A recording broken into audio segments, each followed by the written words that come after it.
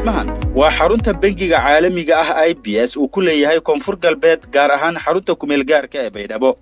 waxaa ka socda shaqooyin kala duwan oo bulshada deegaanka ay aad ula dhacsan yihiin iyadoo adeegyada bangiga uu qabto halka lagu soo koobi karin haddana waxaa si gaar ah sheekadan diiradda inugu saarayna maalgelinta bangiga uu u sameeyo ganacsatada kala duwan si horumar ay ugu sameeyaan ganacsigooda iyo soo saarista dhaqaale ku filan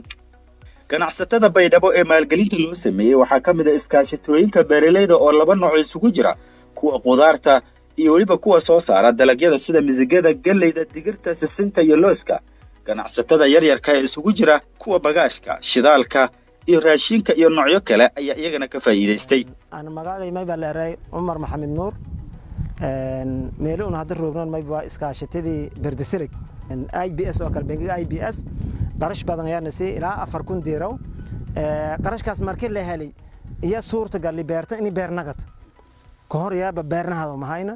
geedo sheekaalan qarashkaas markii la helay la geed qaadi qarashkaas markii la helay eelan qodi eelki wiil nusu hataa bi mishangna wiil dhimanya badarka markaas la beeri wala anta ku roogaysan argaasan marka juhdigaas la gali walaalahaas khayr Allah siiya oo maartay mas'uuliyiintii iyo maartay iyo shaqaalasho iska kaalmaysan IBS yaa arday caawinaadkaas la heli bismillaah magaca meelere Abdullaahi Xasan mayba degna xaafideeda oo dukaankayga taal bangigan oo IBS oo maalgelinta nasiidiyeeda aan ka maadsanta mayba galeeda shoppinga oo abitaankan iyo sambuuskan malmalaata in walaan oo gale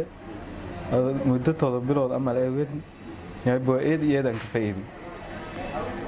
bismillaahir rahmaanir rahiim anoo Firdaws Xasan Cabdiraxmaan Isaaq bangiga aad iyo aad ugu mahadcelinaya wuxuu isii dhiirigelin markii hore oo ganacsigu u furnaa laakiin ma ahayn sida hadda aan ahay ma sha Allah maadaama uu dhiirigelin isii haddana waxaan ka codsanahay in sidii hore in ka badan haddana uu dhiirigeliyo insha Allah rahmaan anoo magaca Saciid Maxamed Saalime ما نقيب بنجي IBS أو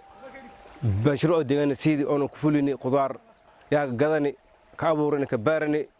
إذا تيم بيلش نقود يالك دكسي سكولك إذا كمان تيجي كوا تنلمات موتورها قددي هتبرتون كورا بيا موتور كسو تنلمات تدن شينك عضودي الدول كان أراد إلى دلوا تعب بيلين فول الحمد لله إذا ما سنين ولا IBS بنجي IBS ذاتك مشروع زين فولين إذا ما سنين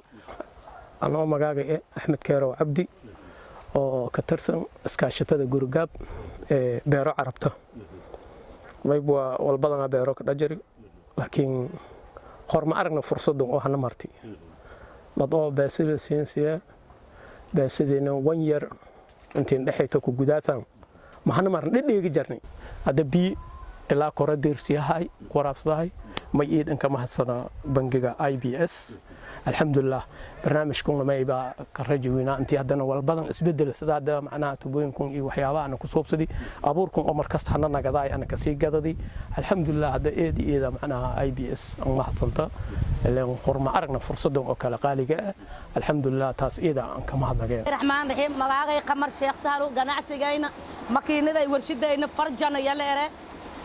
أنت كجناح سدهاينا ونو بكستو دقالة إن سكيرة يا بنجون IBS بس دقالة مالجلين إن سيدي مدة تلام بيلو كروج ما شاء الله إسبدل وين أصوبي ورشة وينت لوس نشيدة مع سر شيدة سسن جلاه حنشرية ورشة دون جلاه كشيدة أو ين جيلا نعابدي والبدن أو معنا جناس جاي أنت لا يمكأك إلا إثيوبي قال كعي مقدش بيدو نفتح يا جناس تيار كأبا مالجلية معلنتي وليها قد قد ضم عسر كيا إنشانا IBS eeda lacagtina siidii inku faa'iidni isbedel ka duwan sidii uu ahaa ganacsigooda markii ay maalgelinta soo dalbanayeen ayaa ka muuqda qayb kasta oo ganacsatadan ka mid ah madax ka socota bankiga IBS ayaa si ay ula socdaan dhaqdhaqaaqa kuwa maalgelinta loo sameeyay kormeera xilliyada qaar si loola socdo horumarka ay sameynayaan iyo haddii ay taageero kale u baahan yihiin qofka hadduu waxba haysanin oo wax gadaa waxay aad ku soo gadan leed baad haysanin حواي وحمس عنان لكن بيصل العجين نسيان لعجتين نسيان وكل شقيسن فإذا اسمع لك يعني مركز خير الله سيا دتكي ولا لها IBS مركي أو العجين نسيان يا ردي صورة قالي هور صورة قالوايتي إسبدل كان نحر كان يدقنا هتكرو مركز سهلني تو أنصلاتي تزين أرجعسان خوص قدار ما كأبوران حد قدارك أبوران أنصلاتي كأبورون كوستي كأبورون كبسرة كأبورون بقلة كأبورون الحمد لله لكن أنت كلام مرجلي يو وحيابا أصلا دبيعي جالس كسار ضاي لكن أنت اللي حوج ساراي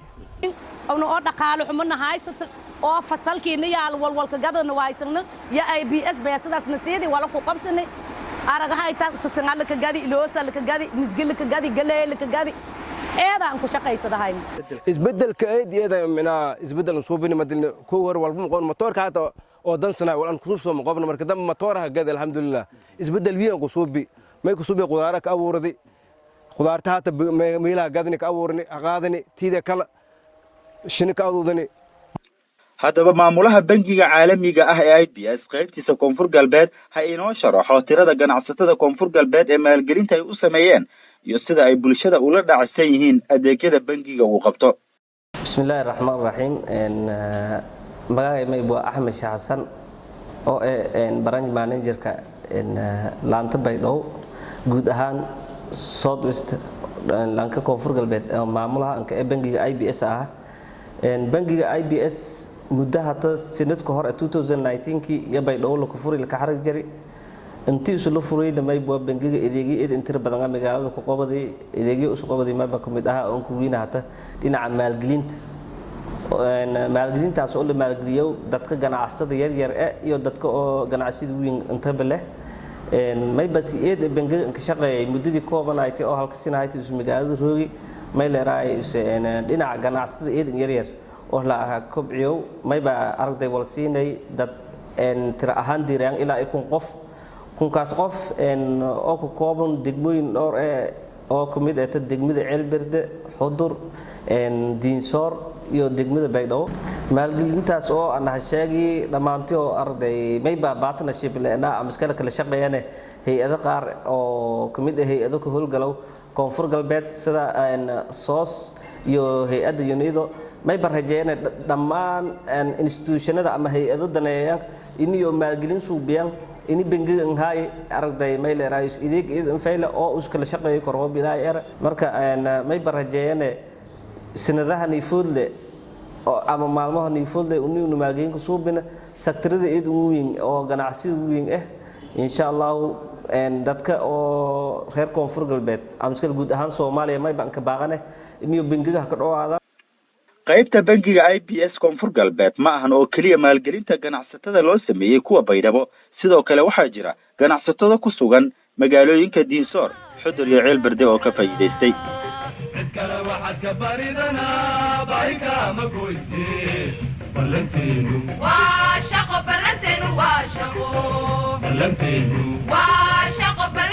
waa shaqo